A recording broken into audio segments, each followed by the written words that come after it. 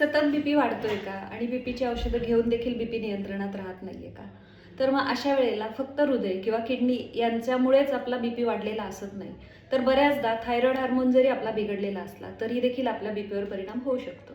तर म्हणूनच आपण आजच्या भागामध्ये पाहणार आहोत की थायरॉइड हार्मोन आणि बीपी यांचा काही संबंध आहे का. नमस्कार मंडळी, मी डॉक्टर पल्लवी निंबाळकर. आरोग्यविषयक या माहिती देणाऱ्या या चॅनलवर तुमचे स्वागत आहे.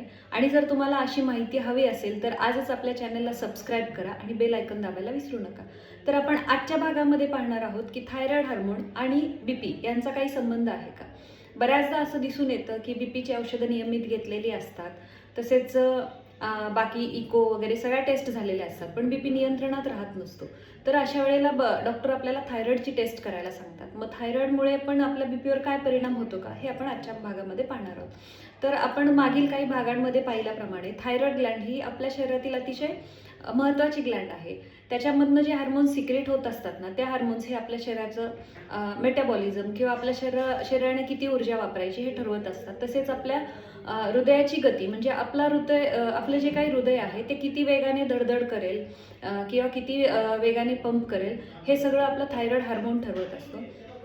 तसेच आपल्याला जी काही उष्णता किंवा थंडी जाणवणे, हे सगळं थायरॉइडमुळे कळत असतं. तसेच आपलं वजन वाढणे, कमी होणे हे आपल्या थायरॉइडशी रिलेटेड असतं. आणि म्हणूनच मग आपण जो काही थायरॉइड वाढलेला आहे त्याच्यामुळे आपला बीपी वाढतो किंवा कमी होतो हे आपण जाणून घेऊयात. तर थायरॉइडमध्ये काय होतं ना की हायपरथायरॉइडिझम आणि हायपोथायरॉइडिझम, म्हणजेच काय की ज्यावेळेला थायरॉइड हार्मोन वाढतो त्यावेळेला आपण हायपरथायरॉइडिझम म्हणतो, आणि ज्यावेळेला तो कमी होतो तर त्यावेळेला आपण त्याला हायपोथायरॉइडिझम असं म्हणतो. तर हायपरथायरॉइडिझममध्ये काय होतं की थायरॉइड हार्मोन वाढल्यामुळे आपला मेटाबॉलिक रेट वाढतो, आणि त्याच्यामुळे मग आपल्या हृदयाची गती वाढायला लागते. तसेच हृदयाची जी काही धडधड आहे ती आपली वाढायला लागते. आपलं वजन कमी व्हायला लागतं, आपल्याला घाम जास्त प्रमाणात यायला लागतो. आणि या सगळ्यांचा परिणाम म्हणून आपलं हृदय काय करतं, जास्त वेगाने पंप करायला चालू करतं, आणि जास्त वेगाने पंप केल्यामुळे आपला जो सिस्टॉलिक बीपी आहे, म्हणजेच काय की आपला जो वरचा बीपी आहे तो वाढायला चालू होतं. म्हणजेच काय, ज्यावेळेला आपण बीपी बघायला जातो ना, तर आपल्याला डॉक्टर आपला बीपी 120/80 अशा प्रमाणात ज्यावेळेला सांगतात, तर 120 जो आहे तो सिस्टॉलिक असतो, आणि जो 80 आहे तो डायस्टॉलिक असतो.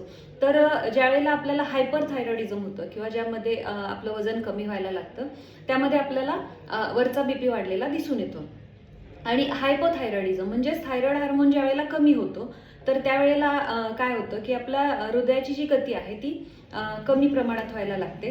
तसेच आपलं वजन वाढायला लागतं. आणि थायरॉइड ज्यावेळेला कमी झालेला असतो तर हायपोथायरॉइडिझममध्ये आपल्या रक्तवाहिन्यांची जी लवचिकता आहे ती कमी व्हायला लागते, आणि म्हणून मग आपल्या हृदयाला जास्त प्रेशर द्यायला लागत असल्यामुळे डायस्टॉलिक बीपी म्हणजेच की खालचा बीपी आपला वाढायला चालू होतो. म्हणूनच आपल्याला ज्यावेळेला थायरॉइड होतो तर आपल्या बीपीवर देखील परिणाम व्हायला चालू झालेला असतो.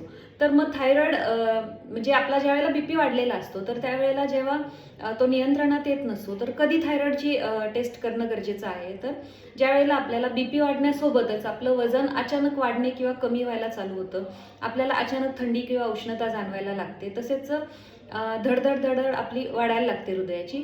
आणि आपल्या महिलांमध्ये ज्यावेळेला मासिक पाळीमध्ये अनियमितता दिसून येते त्यावेळेला आपल्याला थायरॉइडची तपासणी करणे गरजेचे असते.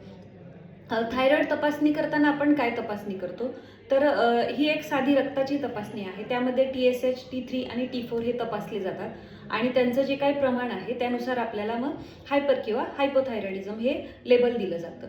तर मग आणखी एक महत्त्वाचा मुद्दा असा आहे की मग आपण थायरॉइडची औषधं चालू केल्यानंतर आपला बीपी नियंत्रणात राहू शकतो का. तर बऱ्याच पेशंटमध्ये काय होतं ना, आपण ज्यावेळेला थायरॉइडची औषधे चालू करतो तर बीपी हा आपला नियंत्रणात राहायला चालू होतं, पण काही पेशंटमध्ये आपल्याला थायरॉइड आणि बीपी अशी दोन्ही देखील औषधे घ्यायला लागतात. आणि म्हणूनच ज्यावेळेला आपल्याला बीपीचा त्रास चालू झालेला असतो त्यावेळेला आपल्याला थायरॉइड आणि बीपी यांची नियमित तपासणी करणे गरजेचे आहे. म्हणूनच ज्यावेळेला तुम्हाला बीपीचा त्रास चालू झाला आहे त्यावेळेला नक्की एकदा थायरॉइडचा देखील विचार करा. आणि तुम्हाला आजचा व्हिडिओ कसा वाटला हे मला कमेंट्समध्ये नक्की कळवा, आणि पुढच्या व्हिडिओमध्ये तुम्हाला कुठला विषय घ्यायला आवडेल हे देखील मला कमेंट्समध्ये कळवा.